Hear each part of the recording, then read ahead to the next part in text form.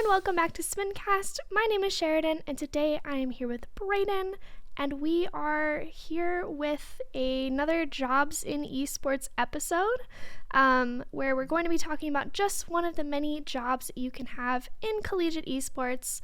And joining us today, we have Cora Kennedy from Illinois Wesleyan University, the director of esports there. So, Cora, do you want to introduce yourself and talk about your esports journey and how you became the director of esports at IWU? Yeah, so esports for me was not out of being a player. I got involved in management right away, actually. So my background is started following esports really competitively in 2014 when I started obsessively playing CSGO in college and watching it so much that the old ESL overlay is burned into my college TV. It was bad. And then I didn't really do esports in college at all. I was involved in other things. I was an education major. I was a teacher. I taught high school for 3 years and ran a high school program for 3 years. I won 2 state championships and ended up running the Illinois High School Esports Association as a director, a nonprofit founder, a TO, caster, producer, name a job, I've done it. Since then, I saw the job at Wesleyan open up, and I already had this management experience from IHSCA and from Glenwood, and decided to pursue the Wesleyan job. And after 4.5 months of interviews and 5 rounds, I ended up getting the job. And I was hired onto Wesleyan in July of 2021 officially. Came here, and the Wesleyan program now has been with me. I've been with them for 2 years. It's going my third school year, and I am excited to get back to work. Students got back into class Monday, so 2 days ago, and my life is already busy, but I love my students dearly, and seeing them back again has been awesome. But my journey in sports is not traditional. I used to compete as well. I played some competitive stuff. I played competitive Rainbow Six Siege back in 2018 for some unknown reason.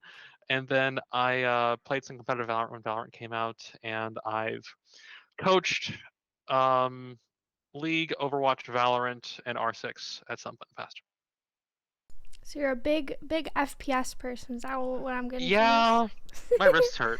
My wrists hurt. And then outside of just playing, I'm also a photographer. Oh. I'm also a professional photographer for esports. I have worked the CECC Nationals, HSCL Nationals, and done events like Combo Breaker, and I also do all the Wesleyan events and cover all of our events too. Yeah, what is that like? Do you want to talk a little bit about that? Yeah, so I picked up photography seriously probably January of this year, and ended up getting hired for 5 events in 6 weeks in the early summer portion. I flew to Dallas twice in a month. So much so, the TSA agent recognized me at the gate in Dallas, which That's was incredible. It was awkward. She's like, "Weren't you just here?" I'm like, "Maybe." But I went to Dallas twice. I went to Kansas City twice. I went to Davenport, Chicago. I've traveled all over to do events, and I love it. I have my pictures hanging on my wall at home, which is really cool to say. And I've covered esports events in particular, looking at like things like CECC, where I'm actually on stage, the full-time staff. I have covered things just for fun, like Combo Breaker, a fighting game tournament in Schaumburg, Illinois, and I did that just more for funsies.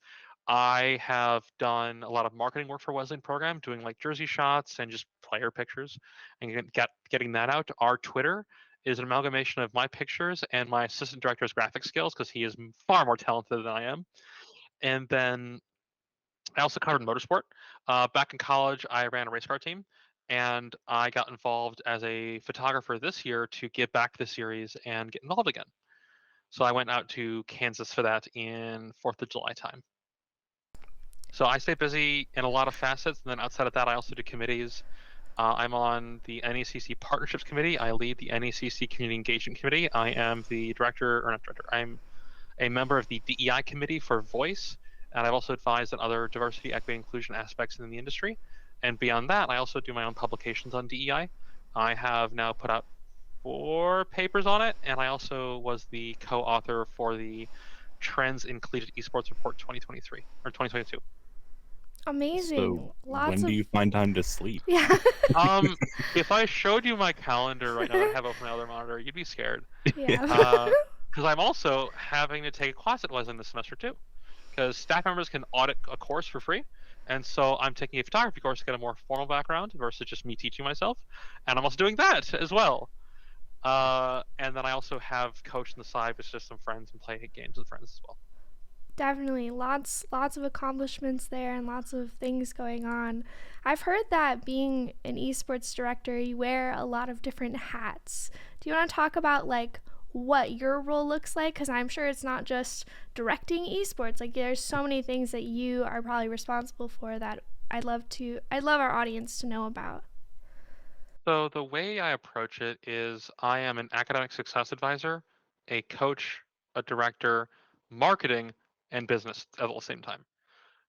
So primarily, my job day to day is handling emails and student conduct and the operations of the program, including registrations, forms, financials, that kind of thing.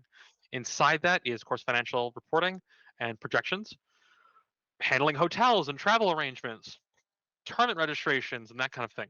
But also managing our coaching staff because I don't coach.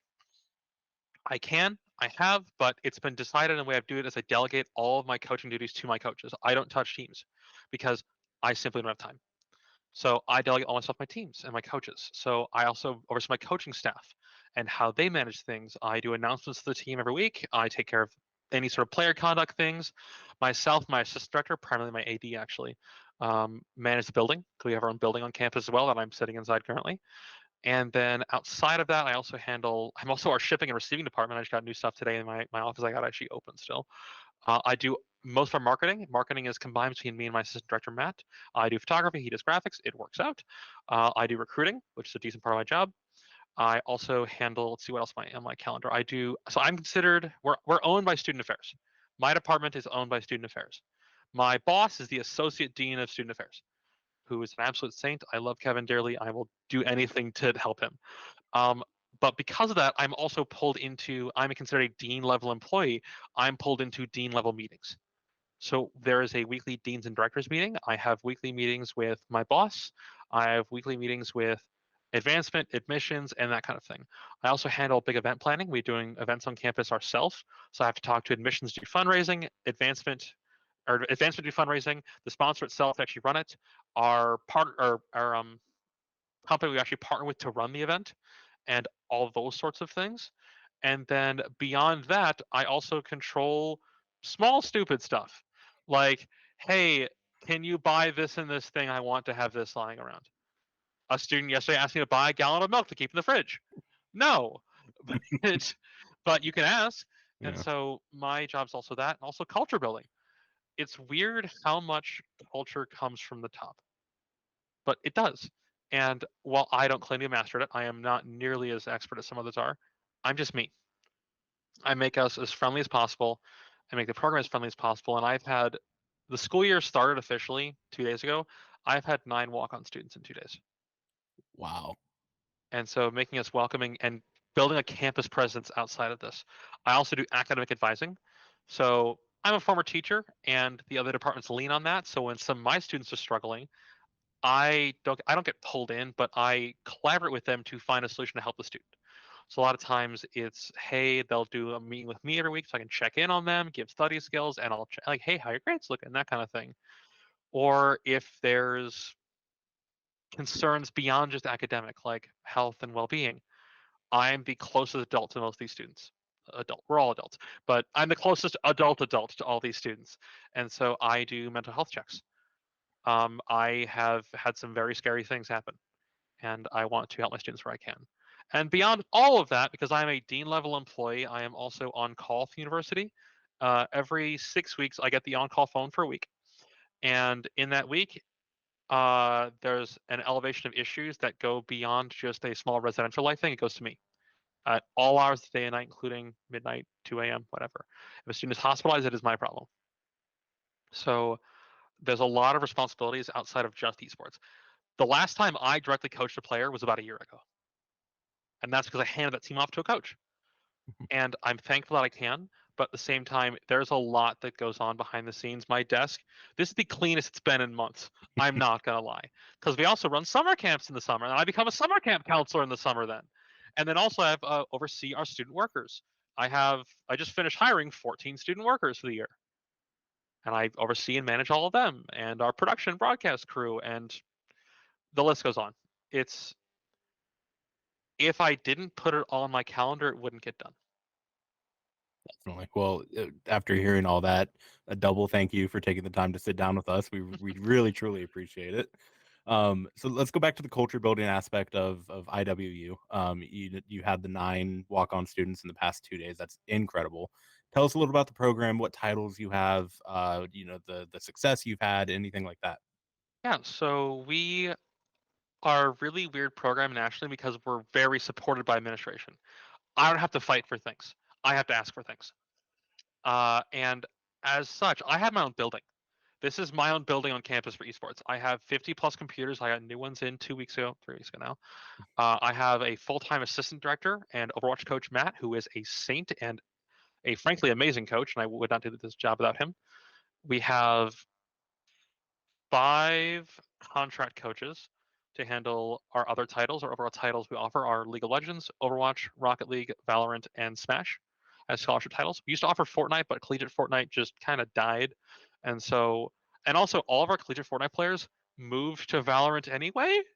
So it kind of just worked out. Yeah. Um, Beyond that, I also have student worker jobs for production, casting, graphic design, social media, photography, social media management, and I have one overall student game manager who helps us do scheduling and just takes care of rule booking teams who think they can reschedule on 10-minute notice. And I also, in the program, have, besides our own building, we offer scholarships for esports. My scholarships usually bring the cost of admissions or cost of attendance down to below a state school. And we're really competitive. We are ranked 7th in the nation in job placement for a reason. We are a academically rigorous school with a damn good esports program. I have a nationwide contending roster this year for Overwatch that I expect to go very far. I'm not hopefully not cursing them. And in general, we take it seriously. Yeah, absolutely. And we of course have merchandise too. Oh yeah. Oh, your program is the one that had the Pride jersey, right? Mm-hmm. I love that. So we have actually 3 main jerseys. I have the main jersey over there, which I'm wearing tomorrow for our RSO fair. We have our away jersey, which is a gold and white theme. We have a Pride jersey, and then we also have a bunch of our assorted merch. And I'm also working on a breast cancer awareness jersey for October. It looks like a pink jersey that I'm trying to get put together with our friends at Esports Gear. That'll be awesome. I can't wait to see that. Oh, and I forgot to also mention my job is also sponsorship. I have 5 new sponsorships as of this school year. Wow. 3 of them I cannot announce yet because I'm waiting on a contract to finish. But we have added Neuroptima, which is a supplement company, and also I have added MSI, who can help us get peripherals. Yeah, I mean, you take care of a lot of things that I feel like most people wouldn't know is under the director of esports title. Can you talk a little bit more about recruiting and what that looks like from the director of esports perspective? So recruiting is a really weird mixed bag in esports because in the traditional athletics pipeline, you just go look at the Max Preps or whatever website it is, find star athletes and go spam talk to local schools. That doesn't exist in esports. Instead, I still partner with local schools. We have actually a state champion program in town. I love them dearly. But what I do primarily is look at either social media for looking for team posts. Half our team is found off of LFTs. The other half is found off of Spin. I have brought in 3 players this year off of Spin. Yeah, 3 off of Spin.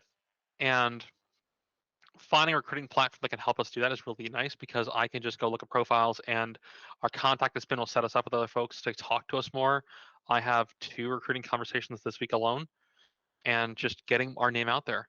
But for us, recruiting looks like making contact with the player, seeing both their profiles, tracker links, whatever's relevant, any sort of relevant competitive experience, and then also grades. Because we are, like I said, an academically rigorous school. While the university I've seen accept as low as a 2.7 GPA, the general suggestion is 3.5 or higher. Because, yeah, you can get in at 2.7. Being successful is a whole different deal. We are a hard school, and our degrees mean something because we're a hard school. So grades matter just as much as anything to me. And then I also look at team fit. We do trials, we do scrims for tryouts. It's how players fit together. And if they're ranting and screaming at their teammates, I'm less likely to bring them in. I want players who actually care about competing, but also about school. and players who are going to mesh well with their peers. I, of course, can't make them be friends, but it'd be a lot nicer if they were.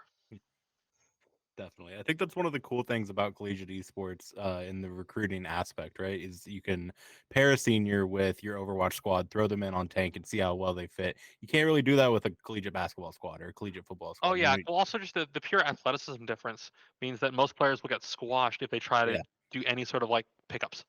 Definitely, yeah, and so having that ability, I think, is a really cool aspect, and I'm glad you're utilizing it. And I know you touched on how difficult it is as a recruiting space in general. What are some other challenges you face as a director of esports that maybe you didn't expect coming into the role? So I came from a high school perspective. I was a high school director and I ran a high school league. The biggest challenge for me besides recruiting has honestly been just keeping up with the program, because with how big we are in high school, LAN events happen once a year. That's just how it is. In collegiate, I'm looking at, I want to say 15 to 20 travel weekends this school year. I don't sleep in my bed for most of the spring semester, being perfectly honest. Last school year, I had 10 travel weekends in a row. That's a lot. Keeping up with the program is hard because then I get home on Monday, or I get home Monday at 2 a.m. or some crap, and I'm like, oh, I have a meeting tomorrow at 8 a.m. Oh God, and then I have to go to the meetings. I have to do all my business end of things, administration. Hey, there's an issue. PC needs fixed. You get merchandise order. Need to do recruiting things, and just fitting everything into my time span. While my job says 40 hours a week, it is not. I routinely put in 80-hour weeks for most of fall and spring semester. The only times I don't are really early in the semester. I put in 70 to 80-hour weeks almost the entire school year because so much has to happen. And that's also partially just me being really a go-getter, and I want to do a lot of stuff, and I can't hold myself back from doing a lot of stuff. Like, I'll see a cool idea and just chase it. Yeah. Also, the rest of the Western stuff, I'll still chase cool ideas and do cool things. Like, we made a tournament happen on a whim last year because we could. And that kind of thing in esports, where I can just chase opportunities. And the biggest thing I love at esports is I can raise my hand and do stuff no matter what. I got into photography just as a necessity for the team, and then started raising my hand for other non-team events. I went, damn, I like this. And here I am now. Yeah, and I feel like not only are you a go-getter, but you also want to be involved. You also want to make these connections with your students. You want to be present. And I feel like one of these esports companies should invent a cloning device or something, because I feel like everyone in esports needs to clone themselves like 10 times to be able to get all of their jobs done. But moving away from the challenges, let's talk about some of the successes that you and your program have had. Let's celebrate those. Honestly, I just love my students. Like, yeah, they're kind of funny, but I love my students so much. They have so much fun stuff going on. They're all friendly. The conversations I hear in the facility, I've been quoting on my Twitter, and I found some weird ones. And like, I don't want to quote these; they're so bad. But I love my students, and the students are the biggest reason I did the job. When I was going through my teaching education program, I have a math degree essentially. I have a math degree with a teaching focus. I went into college thinking I loved math, and I still do. But I thought it was the why I'd want to teach, but it's not. The students are, and I loved teaching because of the students. They made it fun. They make it so much fun just to walk into class, hear some crack jokes, and I have to hold myself back from laughing at things I really shouldn't laugh at that they say. And the same thing happens here. I love my students, and I do anything I can to defend, protect, and help them. I have gone out of my way so much to help them. I gave students a ride to the airport in town because I just like, hey guys, I live next to the airport. I might as well. And that kind of thing. Or other successes, like we have competitive successes, of course, but competitive focus isn't my job. It's my coaches. My job is the program. And if the students are happy, healthy, successful in college, and I am aiding them in that process, I am happy. Absolutely. Yeah. Being involved and being there for your students on this kind of level is incredibly important and definitely a success. Let's go into a little bit of advice. So this will be our advice portion. Looking back, what do you wish you knew before you became the director of esports? I wish I had an MBA. No, for really though, for me, the biggest thing is that there is no. I'm not under the gun. I'm not on a timeline to make decisions for the most part. There's some things that are time sensitive, of course, but like give yourself more prep time than you think you need, because random ideas will come to me late at night, and I'll just think like I can solve it differently, or like students have a conflict. Instead of responding right away, sit down and think about it, because I didn't often give myself the processing time. I told myself I had to be snappy and on top of things immediately, which would have been great, but I can't expect that for myself. I have to let myself be human, and that's the biggest thing of doing esports in general is to let yourself be human. Definitely, yeah, and you're gonna get those random occurrences that pop up, like running to the store and grabbing a gallon of milk, and you miss your deadline because you set yourself a day earlier than you should have. Yeah. So it's good to stay focused on that. So what is maybe a piece of advice you have for aspiring college directors or people that are newer into the position? What can you tell them to maybe ease them into the position? Don't raise your hand for everything all at once. Coming into collegiate, I had a reputation for never stopping doing things. The league I used to work for had to stop me from volunteering for things. That is how bad it got. And I immediately, like, as soon as I stepped off that league, stepped to do collegiate, I started doing it here. While being involved was great. And I actually gave this advice to Albie, who's a new staff member over in, where the hell is he? He's formerly of St. Ambrose. He reached out to me recently. He's a new assistant director. And I said, like, don't volunteer for everything all at once. You don't have to. You don't need to have a reputation of the level of Antor or Nuke or myself right away. That reputation for us came from doing it year over year and stepping up slowly. You don't have to have that reputation right away. No one is going to sit there and tell you you're a nobody, so shut up. We're going to sit there and encourage you. And anyone who's good in the industry will encourage you. People who are bad will try to talk you out of doing things. Yeah, I definitely feel that that piece of advice is really helpful, not only for aspiring collegiate directors, but I tend to find myself being like, I can do everything, like I can do all of this, like jump right in head first, but like learning how to say no to things is really important.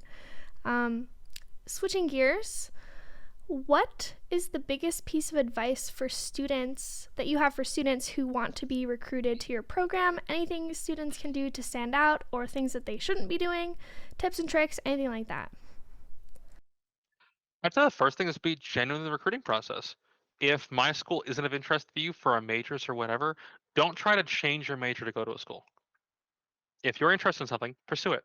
School should come first. If you want to play though, be genuine. Say, I want to play. Here's my stats. Here's why I think I'm interested. Do some level of research on the school you're talking to, and show that you're interested. And as long as you show that you care, I will care a lot more about you because you'll stand up my head as not just someone who's asking for a handout for money and moving on.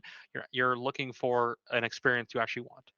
A question I always ask students in the recruiting process is, what do you want to get out of a collegiate esports experience?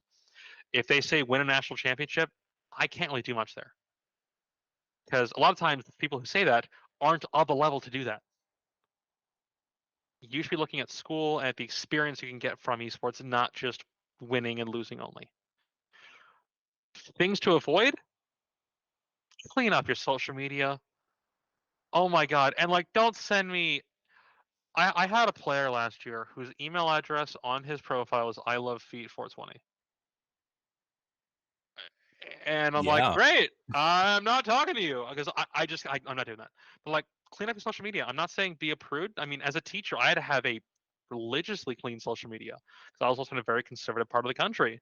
If I mentioned the concept of alcohol, I got an email from my superintendent on my personal Facebook, like that kind of crap. So I'm not like that level, but like, be warned what you put on Twitter.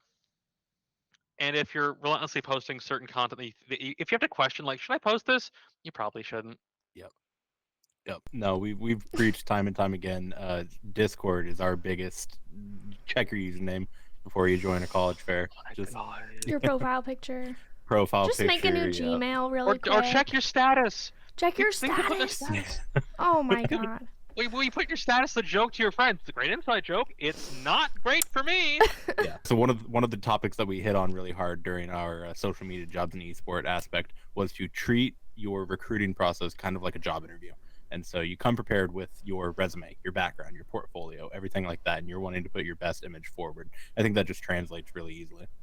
Yeah, it does. And just take it seriously.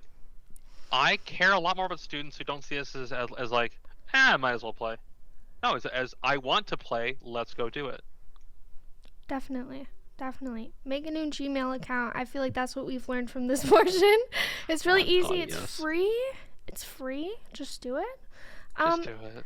And then I would love to know how your program and you as a director of esports helps students, kind of transition from high school to college. I know that can be a huge step for a lot of students, even if they might not be super nervous. How do you help them adapt to your program? So me being a former high school teacher, I've seen both sides of the coin. I require all of our first years to have weekly meetings with myself or their relevant coach to discuss grades and academics and just school things. Like, hey, how's it going at the dining center? How's dorm life? And just adjusting to school. And from there, we also discuss team things and that kind of thing. And I keep an eye on all my first years pretty intently and make sure they feel seen and heard. I get them a merchandise the first day they're on campus, assuming our order comes in on time, which this year it did, and just make sure everyone has everything they need to feel like they're a part of the team and integrate them into practice and tryouts immediately so they see that I care. They're not just a face in the crowd. And that's part of what I like about Wesleyan is we're a small college. I'm a college of 1,500.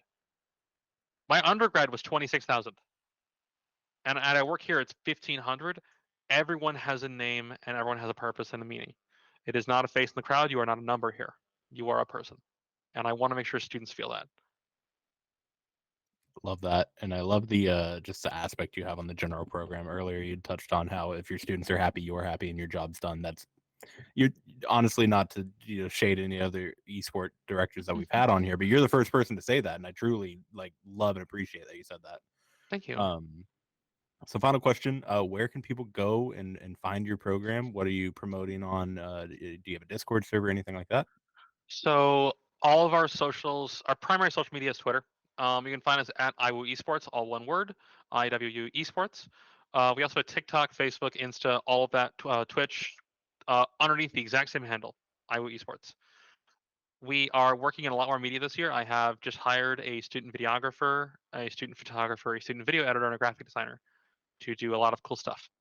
And we have a lot of plans in place coming forward.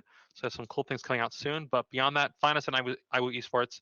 You can find me on Twitter at @TheRogueCora, and I'm always happy to answer questions and DMs at any time. I will genuinely answer almost any blind DM, and it's how I made some of my best friends in the industry is just answering blind DMs. So I'm always here to help, and I do a lot of mentoring for a lot of queer students too in esports. And at my program, and like Wesleyan Esports, I'm really proud has become one of the most broadly diverse programs in collegiate. And I can say that confidently because I'm the one who wrote the data study last year for Trends Report across. We surveyed and took the data of 90 schools total for this data set, and we are among the top 10. And that speaks a lot to the population we have here at Wesleyan and the fact that the Wesleyan program is broadly more diverse than the university itself. That is awesome. Huge accomplishment there. Well, that's all we had. Any parting words? Thank you so much for joining us. I really appreciate it. Always happy to. And I think the biggest thing is just raise your hand for stuff. Will you get involved? Raise your hand. People don't know who you are until you ask. Yeah, absolutely. Great advice. We are looking for the best high school Rocket League and Valorant players from across the country. Is it you? Nominate yourself or a friend to be a 2023 Stay Plugged In Coca-Cola All-Star today. Additionally, registration is now open for the September Spin Showcase. Compete in Rocket League or Valorant for your chance at the $500 prize pool and meet coaches who are recruiting for their esports programs. It's a one-day event taking place on September 23rd, so don't miss out. Thank you all for watching, and we will catch you in the next SPINcast. Bye!